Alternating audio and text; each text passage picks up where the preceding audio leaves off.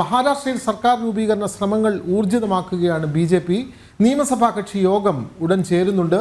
ശിവസേന MLA-മാർ ഇന്നലെ രാത്രി യോഗം ചേർന്ന് കക്ഷി നേതാവായി ഏകനാഥ് ഷിൻഡെയെ തെരഞ്ഞെടുത്തിരുന്നു. തെരഞ്ഞെടുപ്പിലേറ്റ കനത്ത പരാജയം ചർച്ച ചെയ്യാൻ ശിവസേന ഉദ്ധവ് വിഭാഗം ഇന്ന് യോഗം ചേരുന്നു. വിവരങ്ങളുമായി ഗൗതം അനന്തനാരായണൻ തന്നെ ചേരുന്നു. ഗൗതം, മഹാരാഷ്ട്രയിൽ നമുക്കറിയാം ഉജ്ജ്വല വിജയം, BJPക്ക് ഉണ്ടായ ഉജ്ജ്വല വിജയം, അതേപോലെ തന്നെ അവിടെ ശിവസേന ഷിൻഡെ വിഭാഗം നേടിയ വിജയം, അതേപോലെ തന്നെ ശരത് പവാറിൻ്റെ വിരുദ്ധ വിഭാഗമായ അജിത് പവാർ വിഭാഗം നേടിയ വിജയം. അങ്ങനെ മഹാരാഷ്ട്ര രാഷ്ട്രീയം ഒരു വലിയ വഴിത്തിരിവിലേക്ക് നീങ്ങുന്നു. കോൺഗ്രസ് അപ്രസക്തമാകുന്നു. അതേപോലെ തന്നെ ശിവസേനയുടെ ഉദ്ധവ് താക്കറെ വിഭാഗം ഇന്ന് യോഗം ചേരുന്നു. അങ്ങനെ നിരവധി രാഷ്ട്രീയ നീക്കങ്ങൾക്ക് തുടക്കം കുറിക്കുകയാണ്, അല്ലെങ്കിൽ രാഷ്ട്രീയപരമായ വലിയ വ്യതിയാനങ്ങൾക്ക് വലിയ ദിശാബോധം നൽകുകയാണ് മഹാരാഷ്ട്ര. എങ്ങനെ കാണുന്നു മഹാരാഷ്ട്രയിലെ പുതിയ രാഷ്ട്രീയ സംഭവവികാസങ്ങൾ? ഗൗതം. വിനോദ്, മഹാരാഷ്ട്രയിലെ മഹാവിജയത്തിന് ശേഷം BJP നേതൃത്വം നൽകുന്ന മഹായുതി സഖ്യം സർക്കാർ രൂപീകരണ ശ്രമങ്ങൾ ഊർജിതമാക്കി. ഇന്നലെ വൈകുന്നേരം ശിവസേന ഏകനാഥ് ഷിൻഡെ വിഭാഗത്തിന്റെ MLA-മാരുടെ യോഗം മുംബൈയിൽ ചേർന്ന് മുഖ്യമന്ത്രി ഏകനാഥ് ഷിൻഡെയെ ശിവസേനയുടെ കക്ഷി നേതാവായി തെരഞ്ഞെടുത്തിട്ടുണ്ട്.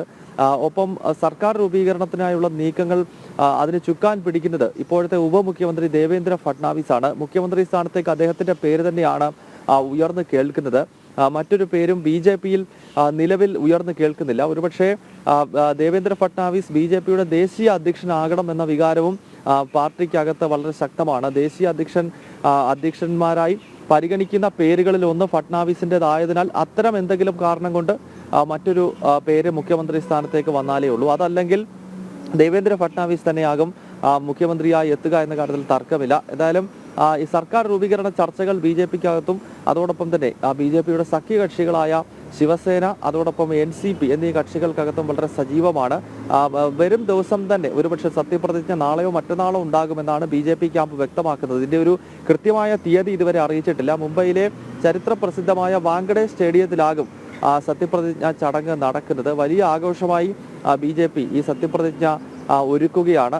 ദേശീയ തലത്തിൽ തന്നെ മഹാരാഷ്ട്രയിലെ വിജയം BJP-ക്ക് വലിയ ആത്മവിശ്വാസവും ആഹ്ലാദവും നൽകിയ ഒരു സംഭവമായിരുന്നു. അതിനാൽ വാങ്കഡെ സ്റ്റേഡിയത്തിൽ വെച്ച് തന്നെ ലക്ഷക്കണക്കിന് പ്രവർത്തകരെ അണിനിരത്തിക്കൊണ്ടുള്ള ഒരു ശക്തി പ്രകടനമായി തന്നെയാകും BJP-യും ശിവസേനയും പുതിയ സത്യപ്രതിജ്ഞ നടക്കുക. അതേസമയം കനത്ത പരാജയത്തെപ്പറ്റി വിലയിരുത്തുന്നതിനായി ശിവസേന ഉദ്ധവ് താക്കറെ വിഭാഗത്തിന്റെ ഒരു യോഗം ഇന്ന് മാധവശ്രീയിൽ ചേരുന്നുവെന്നാണ് മനസ്സിലാക്കാൻ കഴിയുന്നത്. കനത്ത പരാജയമാണ് ഉദ്ധവ് നേതൃത്വം നൽകുന്ന ശിവസേനയ്ക്ക് മഹാരാഷ്ട്രയിൽ ഏറ്റുവാങ്ങേണ്ടി വന്നത്. കേവലം 20 സീറ്റിൽ മാത്രമാണ് ഉദ്ധവ് താക്കറെ നേതൃത്വം കൊടുത്ത ശിവസേന വിജയിച്ചത്. ഏകനാഥ് ഷിൻഡെയുടെ ശിവസേന 57 സീറ്റിൽ വിജയിച്ച ഘട്ടത്തിലാണ് ഉദ്ധവ് താക്കറെയുടെ ശിവസേന കേവലം 20 സീറ്റിലേക്ക് അവരുടെ വിജയം ഒതുങ്ങിപ്പോയത്. അതിനാൽ ഇനിയിപ്പോൾ എന്താണ് ഭാവി പരിപാടി എന്നത് സംബന്ധിച്ചുള്ള വിലയിരുത്തൽ നടത്തേണ്ടത് അനിവാര്യമാണ്. ഉദ്ധവ് താക്കറെയെ സംബന്ധിച്ചിടത്തോളം ഒന്നെങ്കിൽ രാഷ്ട്രീയ വനവാസം, അതല്ല എങ്കിൽ ഇപ്പോഴത്തെ ശിവസേന യഥാർത്ഥ ശിവസേനയായി തെരഞ്ഞെടുപ്പ് കമ്മീഷനും കോടതിയും ഇപ്പോൾ മഹാരാഷ്ട്രയിലെ ജനങ്ങളും അംഗീകരിച്ചിട്ടുള്ള യഥാർത്ഥ ശിവസേനയിലേക്ക് തന്റെ പാർട്ടിയെ ലയിപ്പിക്കുക. ഈ രണ്ട് മാർഗമല്ലാതെ ഇനിയും ഒറ്റയ്ക്ക് നിൽക്കുന്നത് കൊണ്ട് വലിയ കാര്യമുണ്ട് എന്ന് കണക്കാക്കാൻ സാധിക്കില്ല. കാരണം അത്രത്തോളം ദുർബലമായിരിക്കുന്നു ഉദ്ധവിന്റെ ശിവസേന. അതിനാൽ ഭാവി പരിപാടികൾ തീരുമാനിക്കാനും അതുപോലെ തന്നെ ഈ തെരഞ്ഞെടുപ്പിൽ ഇത്രത്തോളം കനത്ത പരാജയത്തിന്റെ കാരണങ്ങൾ പഠിക്കുന്നതിനുമായിട്ടാണ് ഇന്ന് ഇത്തരത്തിലൊരു യോഗം ഉദ്ധവ് താക്കറെ സ്വന്തം വസതിയായ മാധവശ്രീയിൽ വിളിച്ചു ചേർത്തിരിക്കുന്നത്. അതെ ഗൗതം, അതേപോലെ ഒരു കാര്യം തന്നെ ഗൗതം സൂചിപ്പിച്ചത് കൊണ്ട് മാത്രം ചോദിക്കുകയാണ്. നമ്മൾ അത് BJP ഔദ്യോഗികമായി പറയാത്തത് കൊണ്ട് നമുക്ക് പറയാനാവില്ല. എന്നാൽ പോലും ദേവേന്ദ്ര ഫട്നാവിസിനെ BJP-യുടെ ദേശീയ അധ്യക്ഷനായി പരിഗണിക്കുന്നു എന്നുള്ള വാർത്തകൾ ചില ദേശീയ മാധ്യമങ്ങൾ ഇന്നലെ നൽകിയിരുന്നു.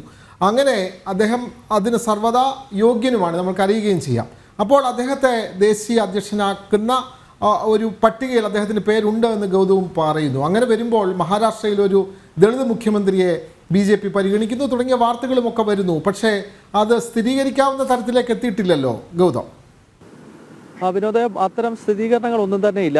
കാരണം BJP ദേശീയ നേതൃത്വമാണ് ഈ വിഷയങ്ങളിൽ അന്തിമമായ തീരുമാനം കൈക്കൊള്ളേണ്ടത്. ദേവേന്ദ്ര ഫട്നാവിസിന്റെ പേര് നേരത്തെയും ദേശീയ അധ്യക്ഷന്മാരുടെ പട്ടികയിലേക്ക് ഉയർന്നു വന്നിരുന്നു. കാരണം BJP-യിൽ പുനഃസംഘടന നടക്കുന്ന സമയമാണ്. മഹാരാഷ്ട്ര ജാർഖണ്ഡ് നിയമസഭാ തെരഞ്ഞെടുപ്പിന് ശേഷം പുനഃസംഘടന സംസ്ഥാന ഘടകങ്ങളിലും അതോടൊപ്പം തന്നെ ദേശീയ തലത്തിലും ഉണ്ടാകുമെന്ന് BJP ദേശീയ നേതൃത്വം തന്നെ നേരത്തെ അറിയിച്ചിരുന്നു. അതുമായി ബന്ധപ്പെട്ടുള്ള ചർച്ചകൾ ഡൽഹിയിലെ BJP ആസ്ഥാനത്ത് പുരോഗമിക്കുന്നുമുണ്ട്. അതിനാൽ ദേശീയ അധ്യക്ഷ സ്ഥാനത്തേക്ക് ഉയർത്തിക്കാട്ടുന്ന പേരുകളിൽ അത് വിനോദ് താവ്ഡയെ പോലുള്ള ഇപ്പോഴത്തെ ജനറൽ സെക്രട്ടറിയുടെ പേരുകൾ ഉയർന്നു കേൾക്കുന്നുണ്ട്. അതുപോലെ തന്നെ മഹാരാഷ്ട്രയിൽ നിന്നുള്ള നേരത്തെ നമ്മൾ സൂചിപ്പിച്ച ദേവേന്ദ്ര ഫട്നാവിസിന്റെ പേര് ഉയർന്നു കേൾക്കുന്നുണ്ട്. അത്തരം നിരവധി പേരുകളുണ്ട്. നമുക്കറിയാം BJP ഒരു വളരെ വലിയ പാർട്ടിയാണ്, നിരവധി നേതാക്കൾ അതിന് യോഗ്യരായിട്ടുള്ളവരുണ്ട്. അപ്പോൾ അത്തരം ചർച്ചകൾ നടക്കുന്നുണ്ട്. ഒരുപക്ഷെ അങ്ങനെ മഹാരാഷ്ട്രയിൽ നിന്നും ദേശീയ തലത്തിലേക്ക് ദേവേന്ദ്ര ഫട്നാവിസ് എത്തുന്ന ഒരു ഘട്ടത്തിൽ മാത്രമായിരിക്കും ഒരുപക്ഷെ മറ്റൊരു മുഖ്യമന്ത്രിയുടെ പേര് അവിടെ ഉയരാൻ സാധ്യതയുള്ളത്. അത് തന്നെയാണ്. ഉദ്ധവ് താക്കറെ ഒരു